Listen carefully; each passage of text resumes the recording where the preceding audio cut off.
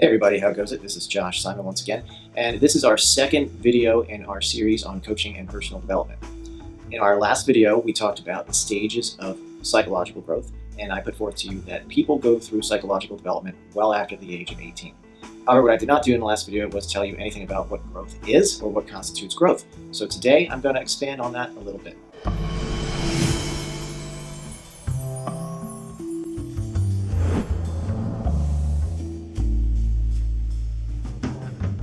So when I mentioned that people grow psychologically, they don't just grow psychologically, they also grow physically, right? Your body changes as you get older. They grow emotionally, they mature, they grow mentally, their knowledge increases, and people also talk about how there is spiritual growth as well.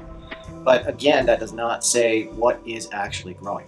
Now, we have some theories about growth and what actually constitutes growth.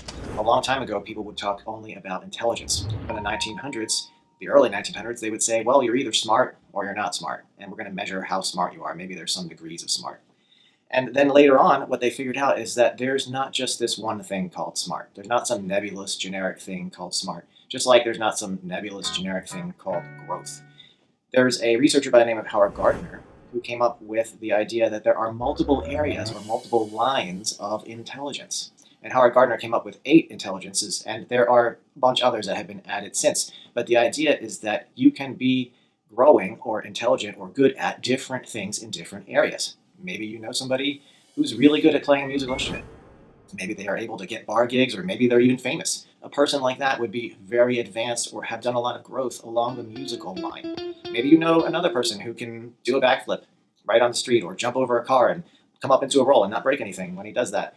That person would be somebody who is very advanced in the kinesthetic line. And of course, maybe you also know people who are just book smart, big book smart nerds that can memorize things and do mathematical feats. Those people are intelligent in that way, along the logical line.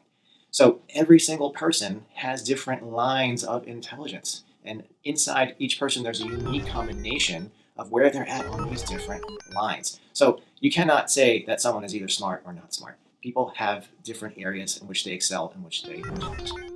With different lines of growth and people traveling along these different lines of growth, I can now bring that concept together with what I told you before about stages. So in a given human, if you look at a human as a black box, in that one human, there are a lot of different lines of growth, and each one of those lines is at a different stage. So inside a single human, there are a lot of different possible stages represented along the different lines. So here's what you can't do. What you can't do is look at a person and say, aha, they are at this stage. And then this other person is at this stage, so they're higher and they're better. Because it doesn't work like that. Stages are not a thing that people are. People are not stages. People have lines of growth and development within them. And every one of those lines of development inside a single person can be at a different stage. So what people actually are a mess.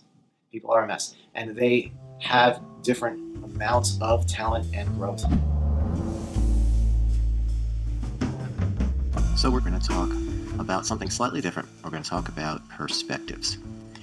There are a lot of ways to look at everything, and what I'm going to do here is give you 4 useful ways to look at something. They're not the only ways, of course, to look at something, but there are 4 of them. So we have an upper left quadrant, an upper right quadrant, a lower left quadrant, and a lower right quadrant. All right, so the other thing I'm going to tell you is that the top quadrants represent you, and the bottom quadrants represent everyone, including you. So the left quadrants represent inside, and the right quadrants represent, of course, outside.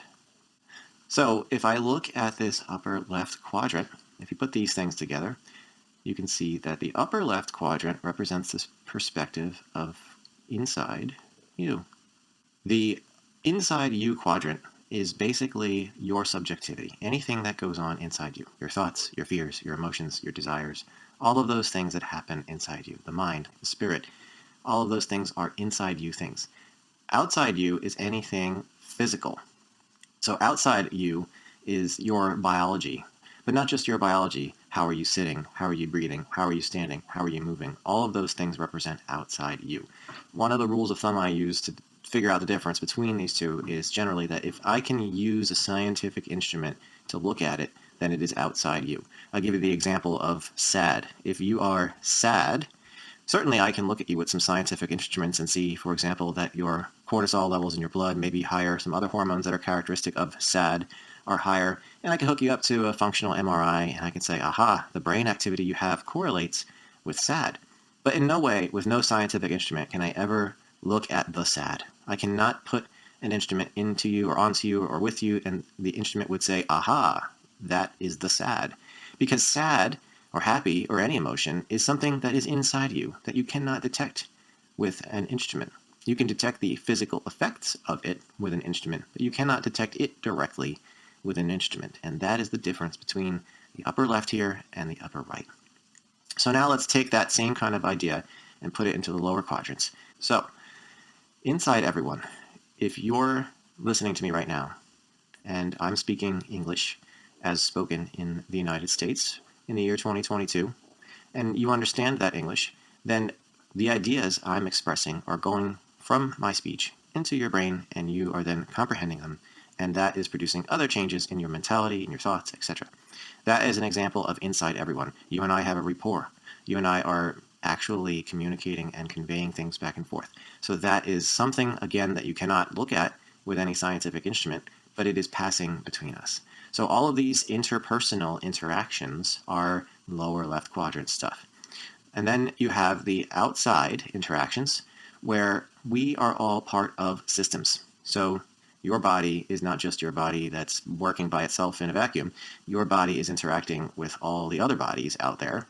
You're breathing the air and you're giving off waste, and all of those things are interacting with other animals and other people. And not only that, but you are interacting inside of a government, inside of a religion. You're going on a road system, you're following road signs.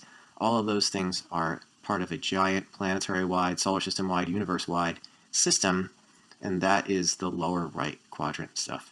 So all of these things are viewed from these four different perspectives. Again, not the only perspectives, but four useful perspectives. You can take a person, place, or thing, and you can look at it from the perspectives of these different quadrants, and you can find out stuff about it.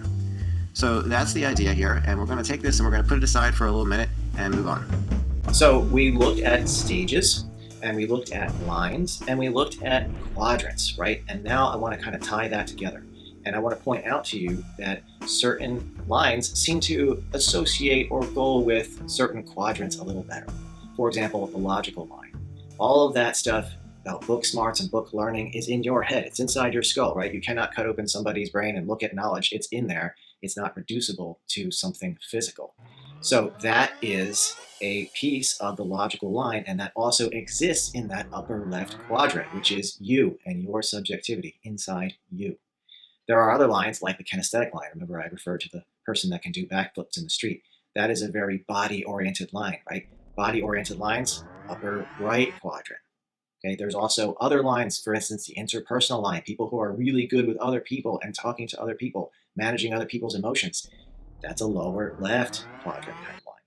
And there's other systematic lines that would go in the lower right. So the thing to understand is that each quadrant has lines associated with it, and we all grow and develop those different perspectives or parts of ourselves. Thank you, everybody, for listening this far. I really appreciate it. Please don't forget to like and subscribe. We have some good video series going here, and I want to continue making them, so check back periodically to see what's coming new. Thank you.